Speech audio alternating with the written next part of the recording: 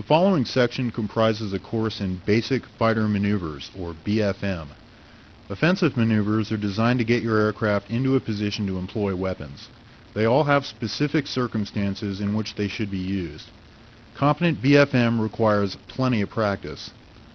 The lag roll is used to bleed off excess energy when you're in danger of overshooting the enemy.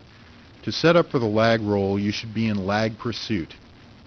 The idea is to roll 90 degrees to the defender's plane of turn, pull up to decelerate, then roll back into the defender and pull for the kill. The high yo-yo is similar in purpose to the lag roll. It's designed to prevent overshoots while maintaining energy by using the vertical plane rather than piling on additional Gs. Assuming the defender is turning in the horizontal plane, you roll out and take the vertical plane, pulling back on the stick and rolling until inverted. Then you continue to pull back while rolling until you're back in the horizontal plane. The result of the maneuver is a decreased angle off the target's tail without the excessive loss of energy experienced using a lag roll. The low yo-yo is designed to increase energy rather than bleed it and increase lead angle enough to take a shot. You'll roll nose low out of plane with the bandit until your nose is below and well ahead of the defender, cutting across the defender's turning circle.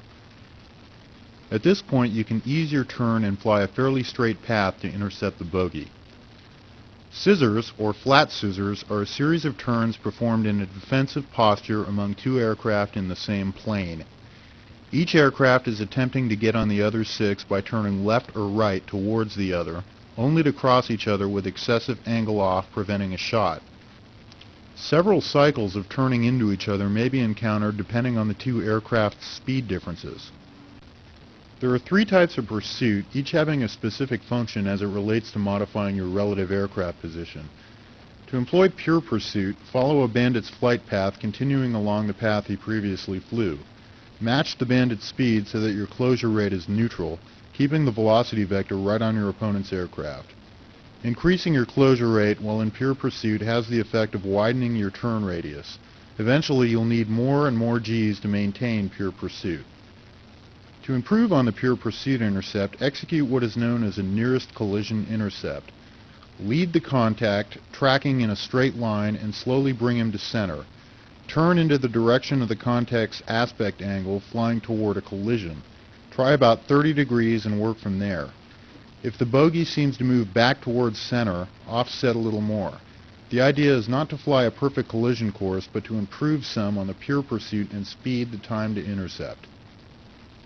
Lag pursuit allows you to open distance between your aircraft and the opponent's and relax your turn posture, maintaining your speed and position behind the opponent. Lag pursuit is accomplished by placing the velocity vector of your aircraft behind the bandits and holding it there. Lag pursuit is easy to maintain but does not gain you any ground. It does give you time to watch for a mistake or recover from a blackout.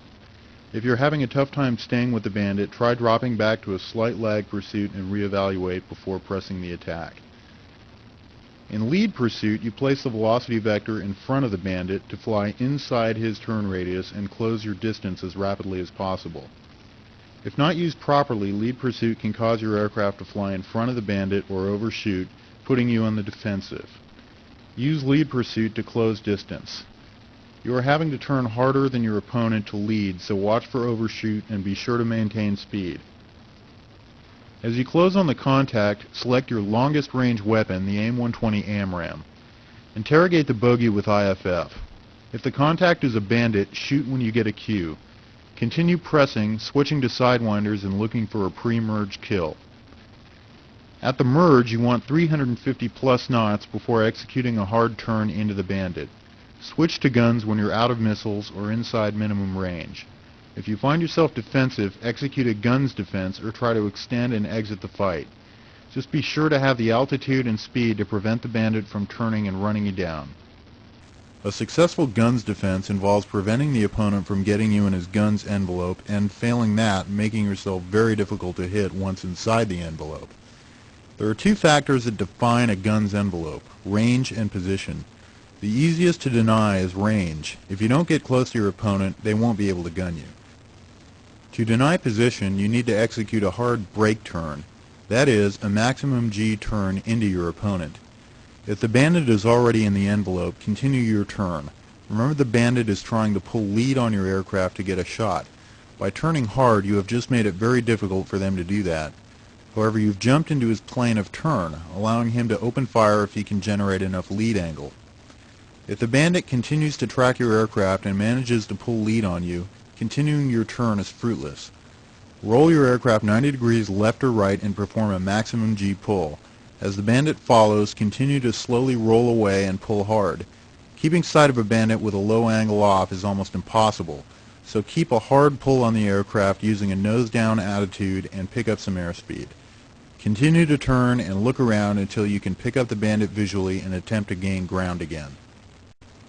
The key to missile avoidance is early detection. Once you get a threat warning, try to determine if it's from an aircraft or SAM site. Use your radar warning receiver in conjunction with harm mode. If the threat is unavoidable, beware of a launch warning. If you get a launch warning, you must immediately determine where the missile's coming from. If you can't locate it, you're as good as dead. Use the radar warning receiver and look for the inbound missile as you prepare for a last-ditch missile defense. Once you locate the missile, you have two options, run or evade. If you feel you're at the edge of the missile's envelope, turn to put the missile on your tail. Go into a shallow dive and punch in the afterburner. This is the fastest way to open distance. As a missile closes, watch it carefully. If it's still tracking at 4 miles, think about an evasive maneuver. At about 2 miles, deploy chaff and flare as you turn into and through the flight path of the missile.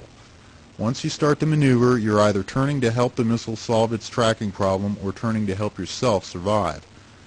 Force and overshoot. Reevaluate and turn to force more overshoot if necessary. Continue dropping flare and chaff.